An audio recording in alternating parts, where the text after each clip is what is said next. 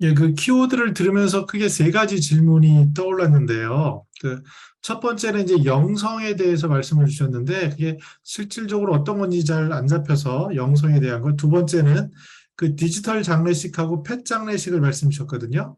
거기에 네, 대해서. 그다음에 이제 우리나라의 경우도 이제 상속이라든지 일본인 경우에 치매자가 남길 뭐 상속 신탁 서비스 이런 것들이 어마어마하잖아요. 여기에 네. 대해서 어떤 생각을 가지고 계신지 설명 부탁드리겠습니다. 종교의 영성을 말씀드리기 전에 우스갯소리를 좀 먼저 하나 하고 싶습니다. 어, 우리가 나이를 얘기할 때, 이건 제가 만든 개념이고요. 주민등록 나이는 많이 얘기하죠. 또 몸의 나이도 요즘 네이버에 몸의 나이를 치면 나의 건강 상태, 현재 그 일상 생활 패턴에 따라서 입력하면 몸의 나이가 나옵니다. 대부분 아마 젊게 나올 것 같습니다. 그리고 마음의 나이는 특히 시니어 마케터들한테 중요한데 소비자가 주관적으로 인식하는 자기의 마음의 나이입니다. 이 갭은 16살 차 이렇게 차이 나요, 평균. 그죠? 그러면 그 마음의 나이에 따라서 일상생활에서 뭐 커피 또는 빵, 뭐 여행, 뭐 패션, 스포츠에서 이걸 선택하는 게 시장에서 너무 중요하기 때문에 이걸 인정하고 커뮤니케이션 해야 될 것 같고요. 또 꿈의 나이라는 부분은 그러니까 인터렉츄얼 에이징에서 지적인 고령화에서 좀 중요한 개념이고 이 모든 5가지 나이에서 가장 중요한 게 저는 스피리추얼 에이지라고 부르는데 영성의 나이입니다. 영성의 나이는 나이가 많다 해서 영성의 나이가 평행선을 달리는 건 아니고요. 영성 나이가 상대적으로 낮기도 하고 우리보다 나이가 어리고 청년일 수도 있지만 이런 친구들 영성 나이가 또 상당히 발달된 친구도 있어요. 그건 굳이 편한 용어로 하면 철든 나이입니다. 철든 나이.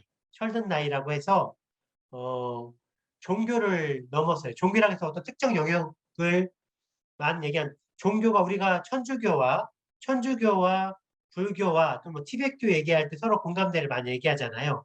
그 인정은 상대방의 종교가 가지고 있는 철학과 세계관, 가치관을 인정하고 사랑과 자연이나 우주에 대해서 신의 영역에 대해서 인정하고 겸손하고 겸하게 받아들이는 겁니다. 그래서 영성이라는 것도 요즘 보면 스포츠 여러 가지 힐링 그런 취미생활을 통해서 영성 교육을 위한 어, 산업도 많이 발달되어 있습니다. 그게 교육이라든가 여행이라든가 학습 또는 그런 여행 학습을 같이 가져가는 커뮤니티도 마찬가지 영성의 나이를 키우기 위한 걸로 보이고요.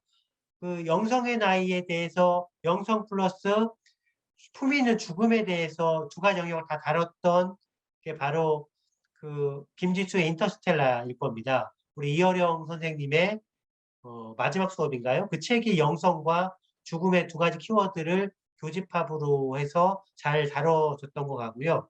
지금 최학기 컨설턴트님이 말씀하셨던 세 번째 품위 있는 죽음도 2번째 키워드의 디지털 장르하고도 다 연결돼요. 첫 번째, 두 번째, 세 번째 키워드가 다 연결되네요. 세 번째의 죽음, 펫 죽음이라는 것도 디지털 장르라는 것도 이건 트렌드잖아요. 트렌드라고 했을 때는 폐쇄 장래를 통해서 폐쇄 장래의 과정과 결과의 의미를 잡는 것들을 결국엔 사람을 적용시킬 수 있는 거고 사람 했을 때는 1차적으로 시니어들이 가장 큰 타겟의 적용 사례입니다. 예를 들면 일본으로 보게 되면 우리나라 통계에도 있겠지만 제가 우리나라 통계는 아직 찾지 못했습니다. 지금 있을 것 같은데요. 일본의 장례 시장의 전체 규모의 50%는 동경에 있고 동경에서 우리가 유심히 봐야 될 거는 펫 장례가 어떻게 이루어지냐는 겁니다. 그리고 우리는 지금 펫 장례가 환경 위생이라는 것 때문에 아직 이렇게 일상적으로 편하게 마음만큼 장례를 떳떳하게 또는 마음 편하게 하지 못하는 경우가 있는데요. 폐 장례에 이어서 인간의 장례도 마찬가지인 것 같습니다.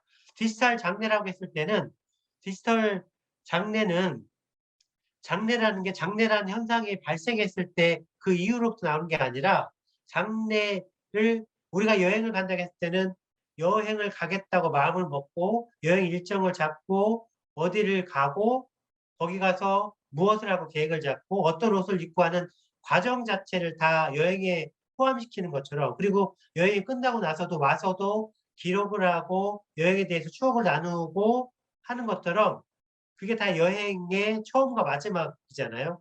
ING잖아요.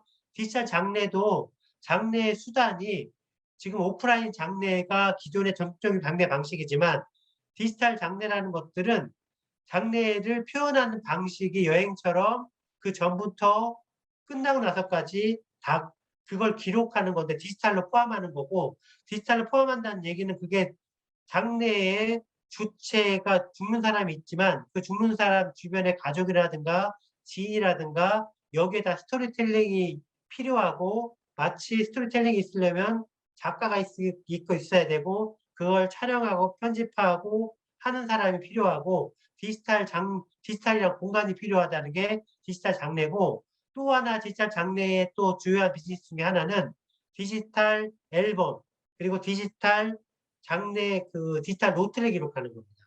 그리고 살아생전에 자기의 목소리로서, 자기의 유머로서, 자기의 그 가지고 있는 가치관을 장래에서 소개를 인사라고 하는 겁니다. 그것도 보편적으로 할 수 있는 거고요. 특정 타겟에 맞춰서 맞춤형으로 내가 나의 목소리로 특정 인연, 특정 지인에 맞는 장례 인사말을 하는 것까지도 다 디지털 장례 콘텐츠에 포함된다고 보면 될 것 같습니다. 그리고 펫 장례, 펫 치료와 디지털 장례가, 사람의 장례가 서로 이렇게 호환되고 미리 선도적으로 예상해 볼 수 있는 게 펫 세러피와 펫 장례이고, 그걸 통해서 인간의 장례와 디지털 장례를 유추해 볼 수가 있는 거고요. 최학기 이사님이 지금 깊숙이 결부돼서 새로운 문화를 만들고 확산시키고 있는 그런 장례 품위 있는 죽음에 대한 부분도 이런 것들을 다 포함하고 있다고 봅니다. 죽음의 우리가 장례 문화가, 장묘 문화가 지금 장묘 문화가 장례 문화로서, 화장 문화로서, 그 다음에 납골당을 지나서 수목장 또는 이 디지털 장례까지 왔잖아요. 그러니까 이런 것들은 더 급변할 거라고 봅니다.